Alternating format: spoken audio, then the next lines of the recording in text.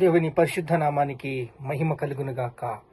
యేసయ్య పరిశుద్ధుడు, పరిశుద్ధుడు, పరిశుద్ధుడు. మనల్ని కూడా పరిశుద్ధులుగా జీవించమన్నాడు. దానికి కావలసిన సామర్థ్యం ఇచ్చాడు, కృప అనుగ్రహించాడు.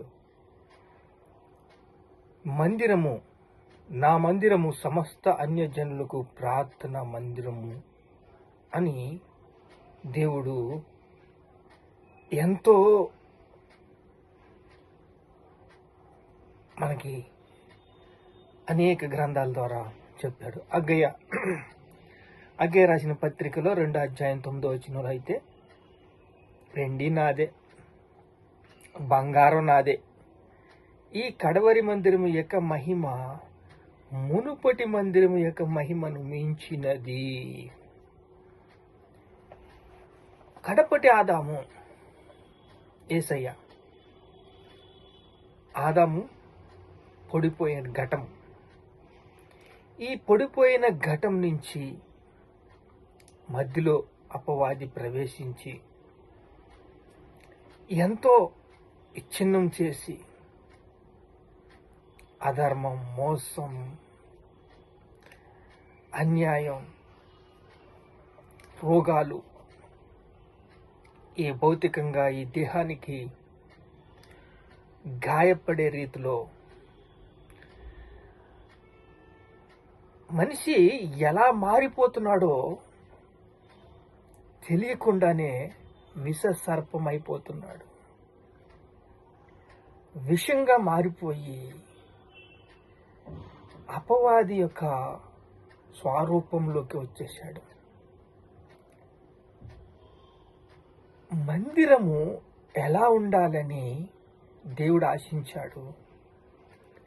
ఎలా అయిపోయాడు అంటే, మిమ్మల్ని ఒక యోబు గ్రంథం చూస్తే 1వ అధ్యాయం 10వ వచనం, సైతాను పలికిన మాటలో విలువైన సత్యాలు ఉన్నాయి. ఏమని పలుకుతున్నాడంటే, చుట్టూ కంచి వేసావు కదా, చుట్టూ కంచి వేసావు కదా, మరి ఎవరిని ముట్టనివ్వలేదు కదా అని సైతాను దేవుడితో చర్చిస్తున్నాడు పరలోకంలో. అలా చర్చిస్తున్నప్పుడు, తన ప్రాణం మాత్రం ముట్టకు, నువ్వు ఏదైనా చేసుకో అని వివాదం అక్కడ ఏర్పడింది. తన ప్రాణం ముట్టకు అంటే అధికారం అక్కడ ఇచ్చాడు. ఆ అధికారంతో కొన్ని సత్యాలు దేవుడి దగ్గర పెట్టి, ఒక మేనేజర్ దగ్గర పియ్య ఉంటాడు, ఎమ్మెల్యే దగ్గర ఒక పియ్య లాగా. ఎమ్మెల్యేకి అసలు ఏమీ తెలియనట్టు ఉంటాడు, కానీ పియ్య నడిపించేస్తూ ఉంటాడు అన్ని కూడా. అలాగే దేవుడు కూడా మౌనంగా ఉన్నప్పుడు ఈ అపవాది కొన్ని సత్యాలు చెప్పి, చుట్టూ కంచి వేసావు కదా, నేను ఎలా పరీక్షించను? పరీక్ష మనుషులు తేలిపోతూ ఉంటారు. చూడండి, ఈ యొక్క పరీక్ష లేకుండా మానవ జన్మ పరలోకంలో యుగయుగాలు దేవుణ్ణి ఎన్నుకోనాలంటే పరీక్ష ఉండాలి. అంటే పరీక్ష లేకుండా ఏదైనా సబ్జెక్టులోంచి ముందుకు పాస్ అవుతామా? అవం కదా. దేవుడు కూడా పరీక్షించడానికి అపవాదిని అడ్డం పెట్టుకుని యుగయుగాలు దేవుడితో ఉండాలి అంటే,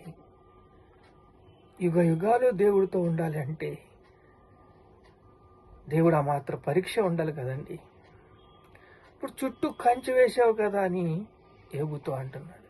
యోబుని తన ప్రాణం మాత్రం ముట్టుకుని ఇష్టం చేసుకో అన్నాడు.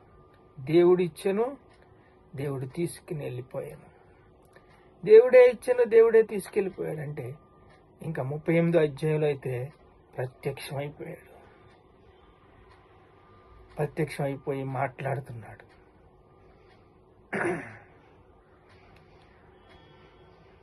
అలా మాట్లాడుతున్నప్పుడు, ఈ నక్షత్రాలు చేసింది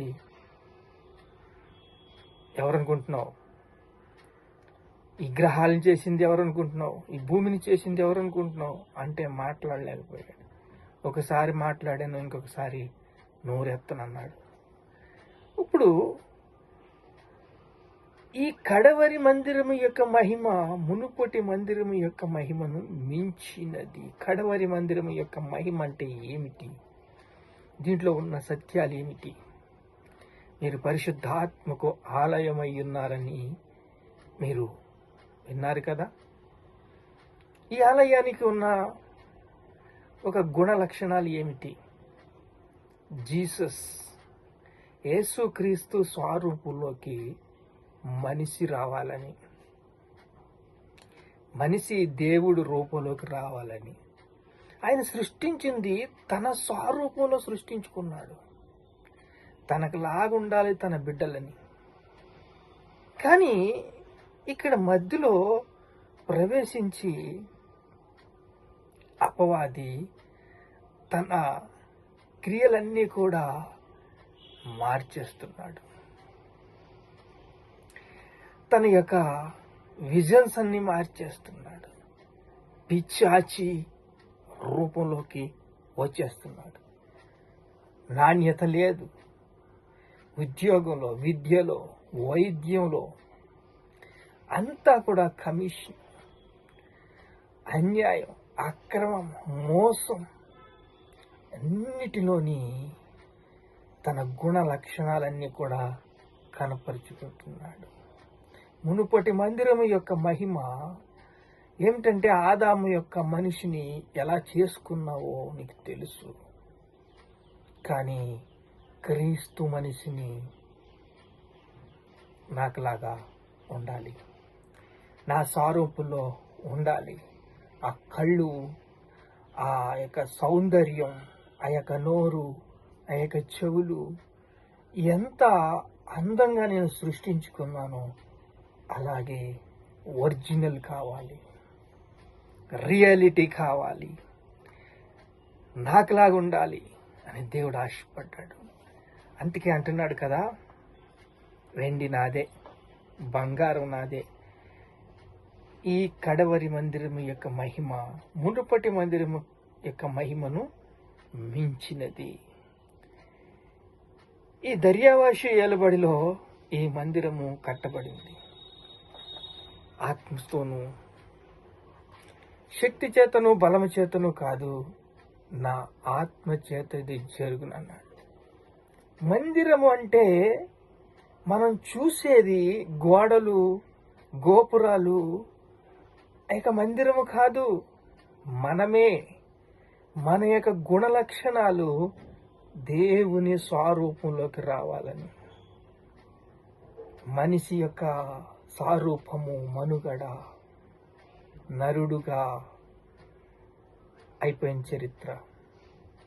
కానీ ఇప్పుడు వచ్చే చరిత్ర ఏమిటంటే, నా స్వరూపంలో నేను సృష్టించుకున్నాను, నేను పరీక్షిస్తున్నాను, పాస్ చేస్తాను, యుగ యుగాలు నాతో ఉండాలి, నన్ను ఆరాధించాలి అని ఆయన ఫిల్టర్ చేస్తున్నాడు. ఎవరికి మంచి కావాలి, ఎవరికి చెడు కావాలి, ఎవరికి చెడు సహవాసాలు కావాలి. చూడండి, క్లాస్లో సబ్జెక్ట్లో పరీక్షలు జరుగుతున్నప్పుడు ఎంత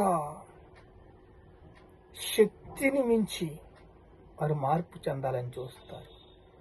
ఇప్పుడు రోజు ఉన్నదే, ఒక మాద్యం తాగేవాడు మాంతున్నాడా, గుటక వేసేవాడు మాంతున్నాడా, చెడు తలంపు వచ్చినాడు మారుతున్నాడు, డ్రగ్స్ చేసేవాడు మారుతున్నాడా? మంచిని ఇక్కడ పరిశుద్ధాత్మ యొక్క దేవుని ఉంటే నువ్వు దేవుని రూపంలోకి, దేవుని స్వరూపంలోకి, దేవుని కృప, దేవుని దయ, దేవుని కనికరం పొందుకొని ఆయన స్వరూపంలోకి రావడానికి నీకు ఎంతో కృప, దేవుడు కృప నీకు ఇవ్వబడింది. ఆయనే సృష్టించుకున్నాడు, ఆయన స్వరూపంలో సృష్టించుకున్నాడు, ఆయన రూప గుణ లక్షణాలు రావాలని సృష్టించుకున్నాడు. అందుకే ఆయన మందిరము ఎలా ఉండాలంటే కడవరి మందిరం యొక్క మహిమ మించినది.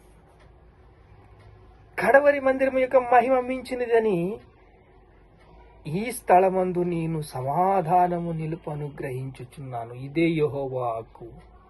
సమాధానం నింపాలనుకుంటున్నాను. స్టాంప్ వేసేసాడంటే, ముద్ర ఇచ్చేసాడంటే, దేవుని వాక్ ఇచ్చేసిందంటే, దేవుని సమాధానం నిలపాలని నేను చూడండి, ఇది వాక్యం ఎక్కడ అండి? హగ్గయ 2వ అధ్యాయం 9వ వచనంలో, ఈ స్థలమందు నేను సమాధానము నిలుపును అనుగ్రహించి ఉన్నాను. ఒక మనిషికి సమాధానం, శాంతి కొరువైపోయింది. డబ్బుంటే వచ్చేస్తుందండి సమాధానం. ఆ యొక్క సమాధానం అనుగ్రహించి నిలపాలని నిశ్చయించుకున్నాను అంటున్నాడు. దేవుని నామానికి మహిమ కలుగును గాక. దేవునికి అసాధ్యమైంది ఏదైనా ఉన్నదండి? దేవునికి సమస్తము సాధ్యమే. ఆయన చేయాలనుకున్నది సంపూర్ణంగా చేసి తీరుతాడు. మనల్ని ప్రేమిస్తున్నాడు. ఆయన కృపామయుడు. ఆయన వాక్యం సత్యమైంది. ఆయన సత్యమైన వాడు. మనం ప్రార్థన చేసుకుందాం. మహాపరిశుద్ధుడైన తండ్రి, అయ్యా ఆదాము తండ్రి పడిపోయిన ఘటము, ఈ ఘటము అపవాదికి అధికారం అనుగ్రహించి తాను ఎంతో కష్టము ముద్ద తినడానికి నానా తిప్పలు పడవలసి వచ్చింది. అయ్యా, తాను చేసిన పాపమే కదా. అయితే యేసుక్రీస్తు తన స్వరక్తం ఇచ్చి కొని, విలువ పెట్టి కొని, తన సంపూర్ణతలోకి తీసుకుని తన ఆత్మను, పరిశుద్ధాత్మను గురించి రూపాంతరము చెందించి నా వైపు తిరగండి అని చెప్పి ఆయన వాక్కునిచ్చి ఆయన స్వరూపంలోకి తీసుకుని కడవరి మందిరం యొక్క మహిమ మునుపటి మందిరం యొక్క మహిమ మించినదని చెప్పి దేవుని మహిమతో ఈ యొక్క మట్టి ఘటాన్ని నీ యొక్క స్వరూపంలోకి తీసుకున్నందుకు స్తోత్రాలు. స్తుతి, మహిమ, ఘనత, ప్రభావం యేసుక్రీస్తు నామములో చెల్లిస్తున్నాను తండ్రి. ఆమేన్.